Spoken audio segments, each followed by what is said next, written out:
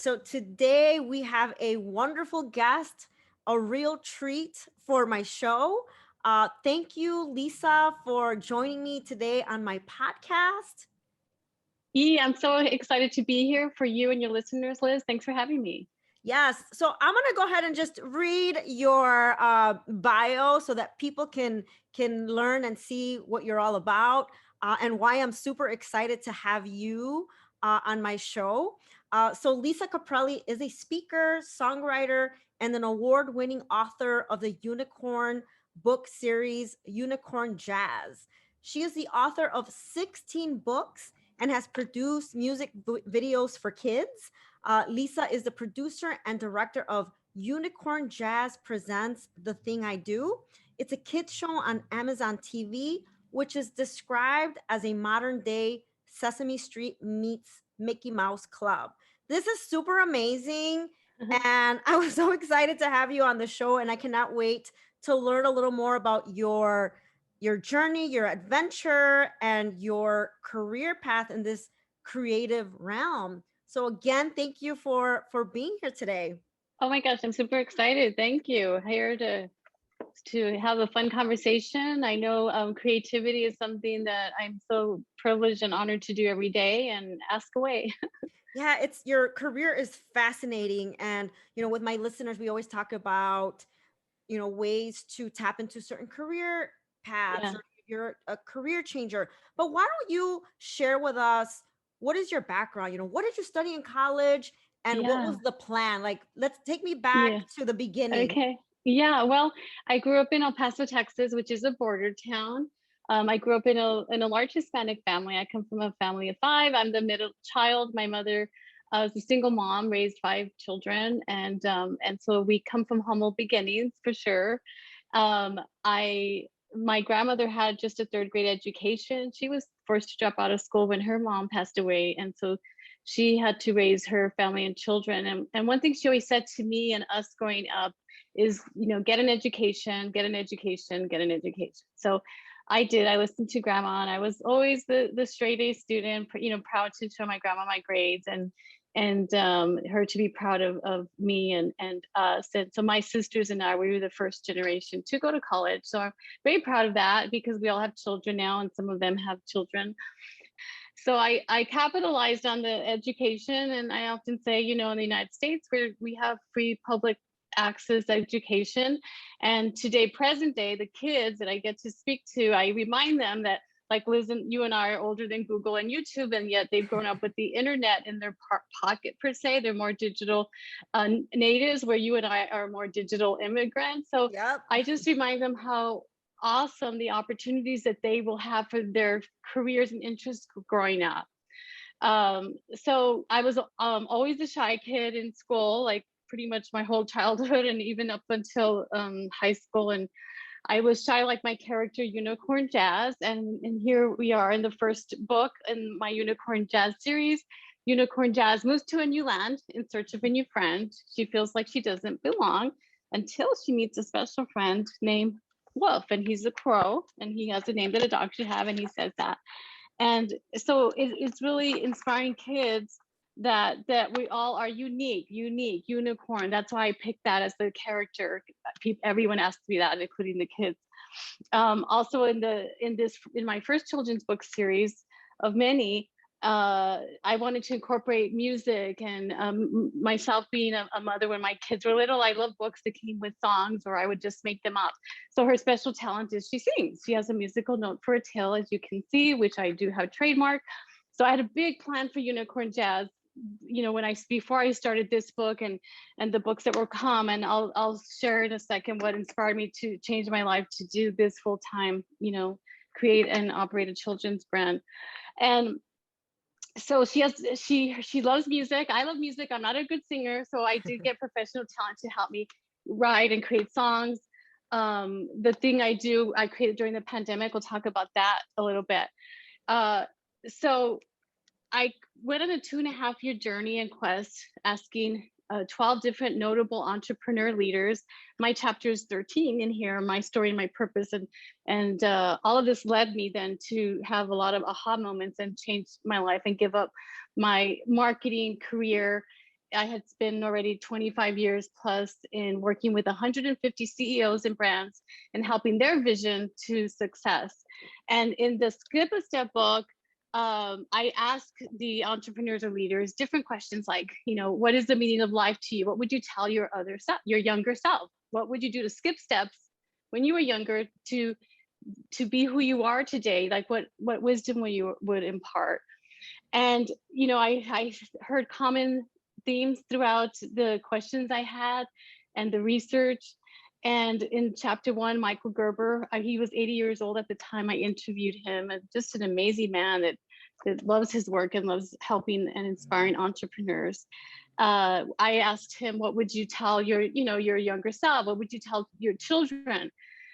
He said, there's something that young kids have access to. It's a treasure trove. It's called reading, Yes.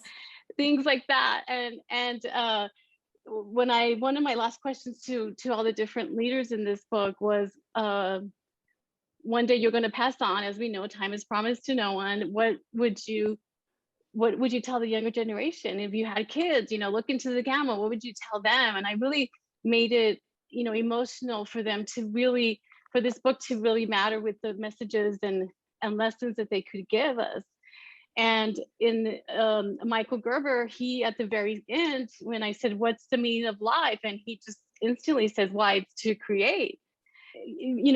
Joe Garner, a 6-time New York Times bestselling author in this book, he said it's important to have vision. He talks about when he was a little boy, his father, a salesman, often encouraged him that he could be and do anything he want. He never accepted the word no. And I related to that because I don't like the word no myself, because I was told no growing up. I was always told no, no, no. And so as I've grown up now, I've learned how to get a yes with, strategically, by doing action steps and creating visions for what you want. And obviously surrounding yourself with good people, good team, be kind to others, and never stop learning. So you talk about your experience working in marketing and working for somebody else's vision. What was that pivotal point for you when you thought, okay, it's my turn. Now Yeah. I want to pursue this. And I imagine it's scary, right? To be able to make that decision. You, Talk it about could. that. Yeah, thanks. And there's a saying, there's many sayings. If it's to be, it's up to me. We all hear, like, if you do what you love, it won't be work. And I've always loved what I do. I've loved working with, business owners and CEOs, and seeing their visions, or me giving them the vision of where they want to go. And I used to say, you want to go there because we will, get ready. It might take 6 months or a year, but it was almost like these check marks of where we want to go, how we're going to get there, or no, if it was impossible, so obviously I had a client that was that McLaren company, they souped up the engines to McLaren cars. Again, I didn't know anything about cars, and I worked for Toyota, did marketing, and a lot of people would come to me, like, they would just be like, no, we want you. We've heard you can help companies. You understand all these marketing, the psychology of marketing, social media, video, all these different things, how, you get found on Google, the SEO and all those things that I learned, and I would outsource or in my team, and I figured all these pieces out. And really, I didn't go to school for that part. You asked earlier, I in college, originally I was a court reporter early on in life. I changed that because a boss named Cindy recognized my talent and gave me a director of marketing position at a very young age. I must have been like 20 years old. And, back then that was a big title in a sense, Absolutely. and so that was going to change my life. I then pursued a degree in social psychology, and everyone thought that was kind of odd. Like, why social psychology? You should go stay in business. But I said no, because I want to understand communication more. People, everything we do is communication. That's right. So it was really the best degree I ever got, and so I love studying human behavior. And so I love what I learned, and because what I learned taught me so much about people, which, marketing is learning the psychology of people, why your target audience is going to make a decision or do something, or even like, what are people using today to get their information? Facebook, Twitter, Instagram, LinkedIn. So I was always kind of ahead of what I would say the race, in the sense of learning the technology changes. where, when Twitter came out and Instagram, my business colleagues saying, "Oh, that's going to go away." I'm like, "No, it's not going to go away. You need to learn it." So I would incorporate all that in understanding business, always learning, asking questions from the different leaders that I got to represent. I would get to ask them firsthand, like, what was it? What was your story? How did you make it? What were your trials and tribulations? What were your trials and challenges? And a lot of it was a common theme. I also saw a lot of people not happy. They had amassed a lot of wealth, or they learned why they weren't happy. I always asking questions. I mean, I always wanted to know, like, you have all this stuff, cars, you could go anywhere you want in the world. Are you happy? Hmm. And I would get honest answers. And this is through my working with 150 CEOs, and in a sense, having that conversation would make them question themselves, like, why am I not happy? Or what can I do if, my life's all out of balance? I'm working too much, or, I don't have a family life like I thought I would, all these things. So at the end of Skip a Step, chapter 13, I came up with the philosophy I call the 5 hats, which people love talking about. So 5 areas of life that I believe create meaning, value, and happiness. And you have your 5 hats, I have mine, we all have our different ones. But if you can understand them, and to me, it's kind of like a weekly balancing act of juggling all these hats, knowing that they're different for every one of us. Hmm. So the 5 hats, it's family, friendship, career, connection, and then adventure. I And love that. First of all, I love thank the you. 5 hats. That's awesome. See, I know. And I at one point I was gonna make it a book type, but it doesn't need a book. It's kind of what it says. I would tell this to all the people that I would meet, and they just said, "God, I need to tell my wife about the 5 hats. She's only been in family hat, and I've been in this hat, and da da da." And so for me, then I realized too, like, I think almost every entrepreneur can admit that we work too much at times. You can become a workaholic, and I definitely was certainly there in the early 2000s. I moved to Southern California 20 years ago from Texas, and I was very, very happy and grateful that I started up a mortgage and real estate company, and using radio advertising back then, because we didn't have social media, and doing really well. I mean, to date, that was still a very quick, very successful company, but all I did was work. And my personal relationships suffered. My family life wasn't like what I would wish it was. And things don't just happen for you. You got to make them happen. And it takes partnerships and leaderships. And, there's no manual to this thing we call life. There's no manual to parenting, as we know. And so in 2009, I left that business, started up my marketing and a PR agency, went through the work, skip a step. And then in 2018, I, really, like, around 3 years ago now, which is not a lot, I just wanted to do what I wanted. And what was, I like to write. I had published books by then. And I really wanted to go back to my younger self. Like, what would be books I would want to read? What would have inspired me? What would have helped me? And it was Unicorn Jazz. And for me, it was going to be more than children's books. I knew it was going to be a brand. I often say, kind of like, there's Hello Kitty, Mickey Mouse, and meet Unicorn Jazz. I did my research to realize that the unicorn is a globally iconic figure. Boys and girls of all ages celebrate it. And it was just, I couldn't do enough fast enough in writing them, and then turning my characters into puppets, plushes. These came out during the pandemic because I was stopped from going into school. So we got Unicorn Jazz and I just want to Tracy. know, I have right now, so Lisa and I are having this conversation, and you are so visual. So if people are listening to this, definitely check out the YouTube video, because Lisa is showing visuals of puppets and her books. So you definitely will maximize this experience watching Yes. watching the podcast. Yes, you want to Um, watch it. I Yeah. love that. Now, I wanted to kind of go back a little bit. So, when you were interviewing all these CEOs, something that you brought up that's really important, that I know that a lot of people that I work with talk about, definitely work satisfaction. And Yes. a lot of times people think like success is making it, wealth, money. all the time. moving up that career ladder. But when it comes down to it, and even my experience talking to different people who you would say are successful because they have those job titles, that something is missing. And so, do you feel that after interviewing these individuals, that you thought to yourself, like, wait, what's my purpose? What are Hmm. my values? Hmm. And if so, what is your purpose? What is your vision in terms of, coming up with writing children's books? Like what is your mission?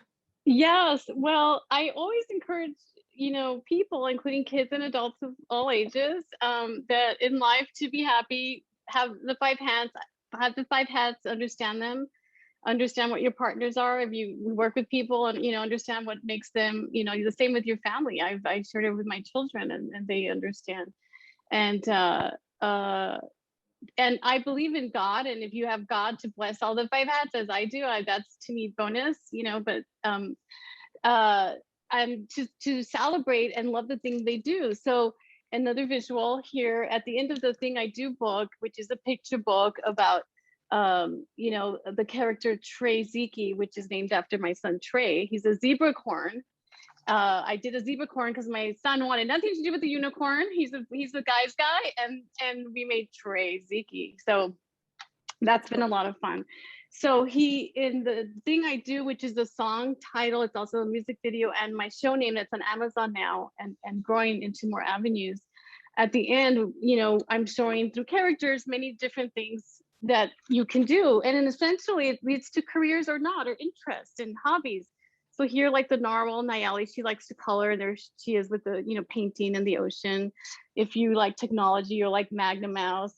You like to bake, you're like Sam the Snake. And so I get them at the end, they're raising their hand, telling me all the things I like to do. I like music, I like games, and as I see them, to me, that's probably the interest in career would help motivate them, and when we were young, we were often taught to have careers like the play it safe career, doctor, lawyer, have all these play it safe careers.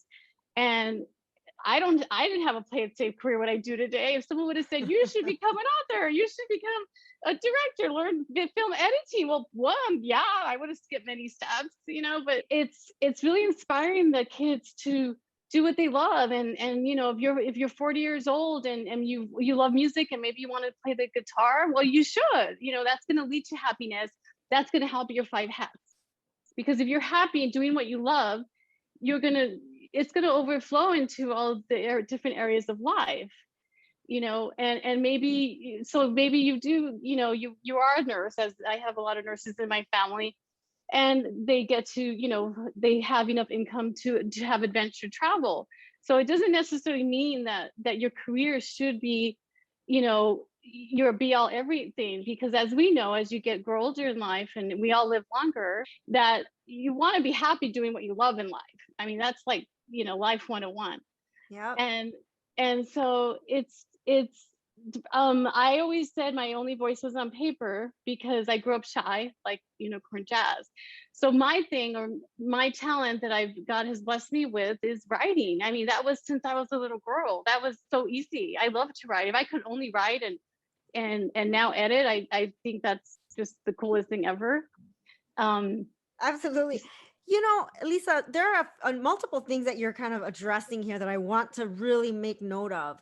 One, I absolutely admire the work that you're doing with the little ones because, I'm in career development and, yeah, I'm having these conversations with college students or people that are established professionals yeah, that are transitioning into careers that they've always wanted to do, but they were too afraid or they were taught the linear path. And so yes, you're educating the little ones in elementary school, middle school, yeah, and to have an open mind and really explore their interests and what they care about, and that you're using your videos and these yeah. books. But then also what I'm hearing and what I'm enjoying about you is your risk in actually pursuing this path. So can you talk to us about Yeah. how did you get even started? Like, I'm going to write a children's book. Like, how does that happen? Yeah, well, I learned how to self-publish. I have a publishing company name that's a vanity name. I just studied. I had already published different books before Unicorn Jazz. To date, I have 16 books and counting. Um, Which I think is and amazing, by the way. thank you. I hope to have at least 50 Unicorn Jazz books before I leave this earth. But um, I there's, of course, there's risks, but as one a San Diego newspaper owner, Jim Fitzpatrick, in this book, he said there's no such thing as job security. Think about that. There's no such thing that, like, you can't, you can't, if you work for someone, it doesn't mean 100% you have the job no matter what. The pandemic taught us that. So you have to always be in charge of you, and be ready for something else. And so I often advise, or I mentor, or I have interns, and I always tell them they need to learn real world experience and always keep learning all these skill sets, because as we get older, as we know, it could hurt you to not learn technology. For example, like during the pandemic, I feels like we all had to learn Zoom. Well, I knew Zoom years ago, and I knew people were just barely learning it. And to the day of you having a career where you just do one thing and that's it, like an assembly line, I'm sure they exist. I just think that's very rare. you And if you want to be multi-talented. yeah, versatile and adaptable. So now that brings me to kind of another area that I wanted to talk to you about. So maybe can you walk us through what was, pre-pandemic? What did your work look like? Yeah, no, that's great. So before the pandemic, I was going into schools and speaking to live audiences of children, whether, if I got asked to speak to one fifth grade class, for example, I would just go, well, let me just speak to the whole school, like and I speak to middle school, I speak to high school, and even college students. So, and obviously my message will be different. I often say I feel like I'm Benjamin Button. I started working with adults, and then I worked with teens. But this book is for young, college students and teens. And by the way, it comes with a workbook, and I would love to give that a free as a download to your listeners.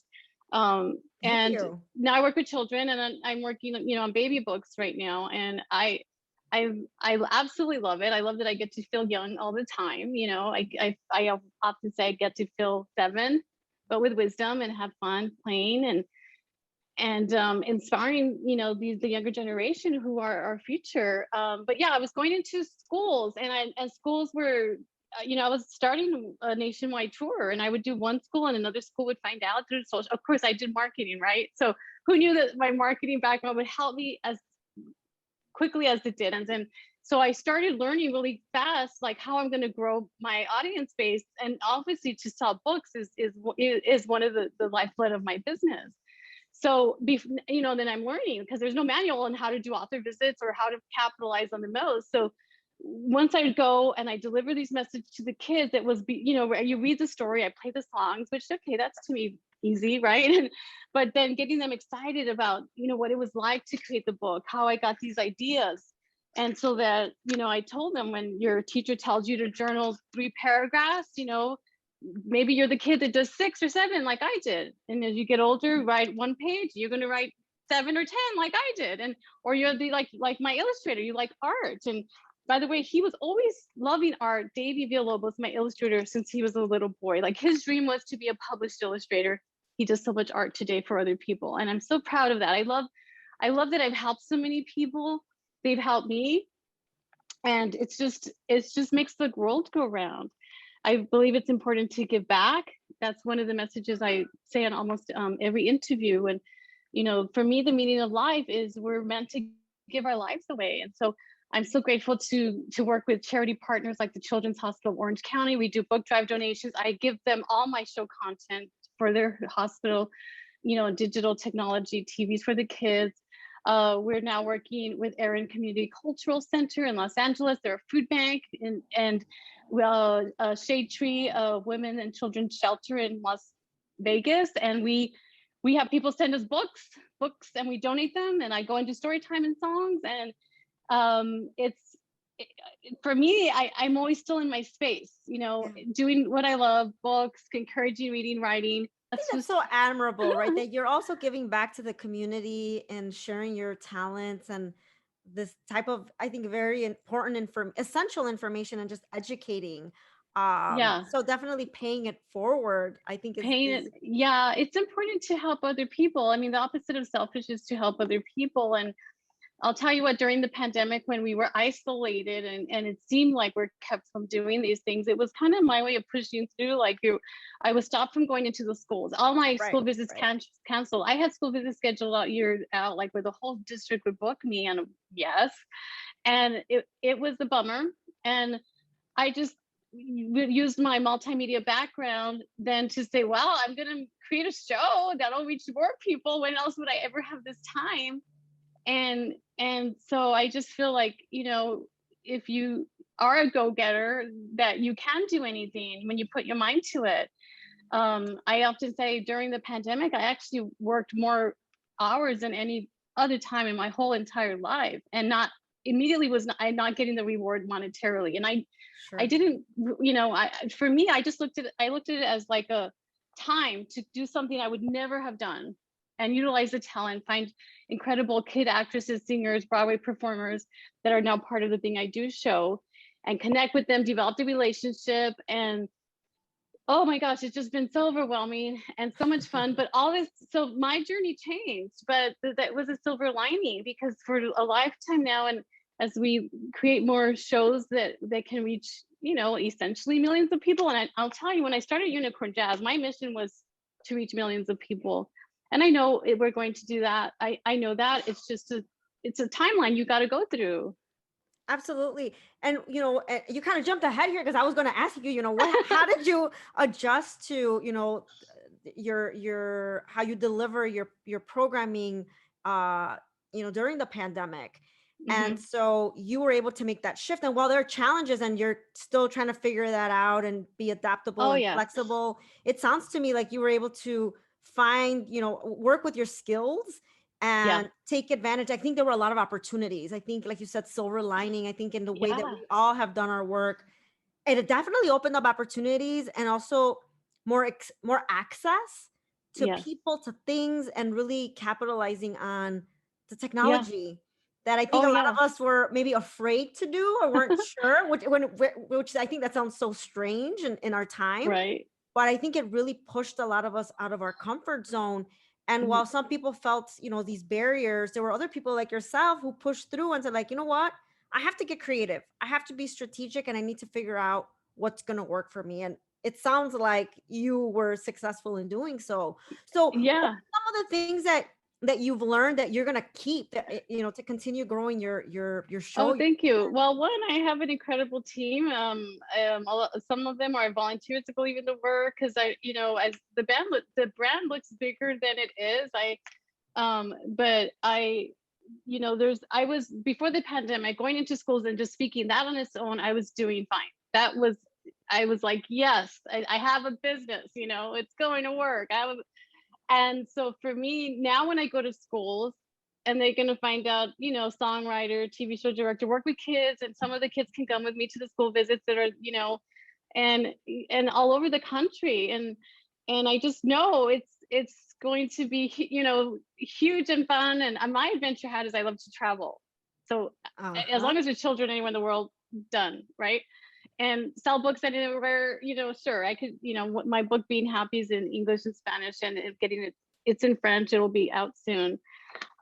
It's just, there's not enough time in the day to do all these different things. So you have to have a team, and I have a small and growing team now. So going forward, I look forward to keeping them part of the brand and helping it grow. And so for me, I love music. I love working with the incredible kids that we get, to work with. And so there'll be more songs, there'll be more books, there'll be more shows. I'll hope to have an animated series. We Unicorn Jazz is going to be at the licensing expo in about a month. And Wow. there'll be, so you have to be open to opportunities. There's a lot of things in business that you cannot possibly predict. Absolutely. And one of the things that comes to mind, you're paving the way and you are again taking risks. Were you, at some point in your career, were there people who maybe discouraged you or Yeah. that, kind of put these ideas in your mind where you're like, "Oh, maybe this is not going to work." And Oh if so, yes, like always. how did you overcome that? Like how did you shed that noise? Well, I I tend to not listen to naysayers, but it's important to have people champion you always. When I started with this unicorn Jack, he's just a sock puppet. He was part of the we got green screen and we did fun little puppet things because at the beginning, I also have a mention of doing when my show was on YouTube Live and Facebook Live, and I was testing it and putting this mini show together. And when I got to go live, I hated that part. That was the part I did not like. I don't like being in front of the camera. My favorite thing is not to speak, like that, because you don't have a live audience per se. So I learned how to get over that. And so when I would tell like my friends and family, that's who you go to first when you need things or help. And I would tell them to send in little, videos using their iPhone. Thank God again to great technology like that. And so my sisters would make these little shows, and some of them I wouldn't use. And I was like directing, like, no, I wanted this. I told you to do it this way. Da, da, da. And some people sent some cool ones in. And then of course my sisters are like, we don't know why we're doing these socks puppets. We don't know what Lisa's doing. And some of them are like, we're doing what she's doing because she has vision, Sounds to and me like you're so positive and that you're really in the zone and you have focus. And so yeah, you're just kind of like so busy and energized by doing the things that you love that you're just kind of like blocking out anything that you're here. And this yeah, is kind of what I'm interpreting yeah, based on yeah. your response to that. Uh, Mhm. Now, for people, because I know I work with a lot of people that they get discouraged. I hear stories where they're like, "Oh, well, family is saying this or friends are saying Yeah, that," and they have this interest or passion or just curiosity to explore something that is maybe not right. typical or not maybe behind their training and something that's creative. I think a lot of people have this creative desire, but it's not a prescribed career or whatever that is, right? Yeah, um yeah, what do you say to those people that are like, okay, I think I want to do this, I'm not sure? What kind yeah, of boost of confidence can you give individuals that might be thinking about, yeah. even in maybe they're in their 40s or whatever age, that they think that maybe it's not for them? What do you say to them? Yeah, well, if you want to be an entrepreneur and you have an idea that's going to solve a problem or help people, uh I mean, you have to be willing to weather the storms that will come. They'll always be there. You could get a book like Skip a Step, get inspired. There's others as well out there. And my sister in El Paso, her and her husband started a food truck business. And he completely changed his job and career, and she supported him, left her teaching career because his thing was barbecue. They started a food truck. And I'll give people advice today on marketing. I won't do it for them. And I just remember saying, like, 3 years of hard work, you're going to want to quit. People are going to tell you this isn't working. Why are you doing this? And are you making money? What's your net? And you gotta believe in it. You can't listen to that. If you believe it and figure out, get your website, find ways to save money on marketing, learn different things, but know your vision, have good people champion and supporting you. And 3 years later, they were on Food Network. Oh, And wow. yeah, and now they're big. They have restaurant. They haven't done the food truck for a while. And I said to them, based on this is the cool thing as working with all these different people. I would, how long did it take you till you made it, big per se? And I saw a pattern of 3 years, and then there's a 5-year mark. So 3-year mark, typically, again, it's not 100%, but I saw this pattern: 3 years of hard work, and you're going to work harder than you ever have, and you're going to need good people, and you need to be able to have some kind of other income or something, a plan, you know self-development, follow podcasts like Liz's, listen to other people. Don't, try to learn about yourself. If you can shadow a company for something you want to do, shadow them. When I work with interns, I tell them the best thing they're going to learn with me is the real world experience that a college isn't going to teach you. So don't just try to get all your knowledge in textbooks in college. Actually go and work for that thing you want to do. And That's most people, invaluable. That is yeah, invaluable. yeah, Yes. yeah. But a niece that she doesn't know what she wants to do as a career. Her parents are trying to influence her to do the safe career. And I just said, no, no, no, that's not for you. I think you should be a news reporter. And I said, I can connect you, like instantly I connected her that same day. But see, this is, and see, the same for me when I was young. Well, one, you can't possibly know what you're going to do when you grow up, when you're young. And, but it's still important to know what are your interests? What are you good at? And then what are you going to have fun at? How are you going to help people? And, all these different things. And again, we spend a large part of our life in school, right?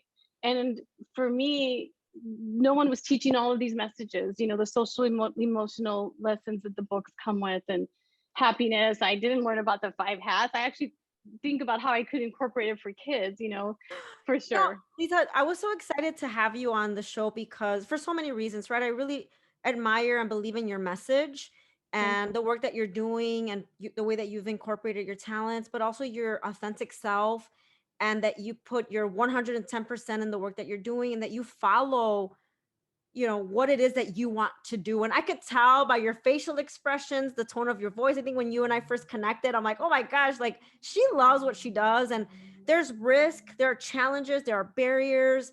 And I think that when you really care about something, you find a way to navigate Yes. that landscape.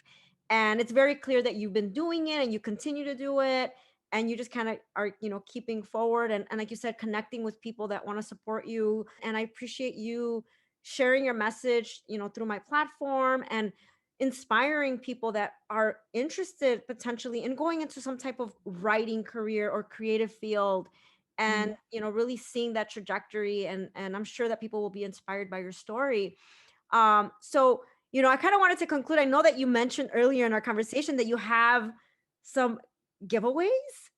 Yes, yes. For Liz's followers, we're going to share in the description how you could get uh, some of my books. We're going to raffle away with some tags. We'll put the description in there. Yeah, I'm going to give you Unicorn Jazz, Being Happy with Unicorn Jazz and Friends, which adults and kids of all ages love it. And then my Skip a Step book. And then I'm going to give Liz access for any one of your students or anyone, if you want the journal that goes with Skip a Step, as a free download. And you could go to get all this. We will give the website. You can also find us on social media. I'm Lisa Caprelli. You can find me at lisacaprelli.com, unicornjazz.com. Very accessible to find. And I love hearing from people through social media. It's a great way to stay connected. Thank you so much. That is wonderful. So yes, we will put those details in the show notes. And now you know how to connect with Lisa. You beat me. You get ahead of the game here, Lisa. But thank you again. This was wonderful, and I look forward to staying connected with you. Absolutely. Thank you so much.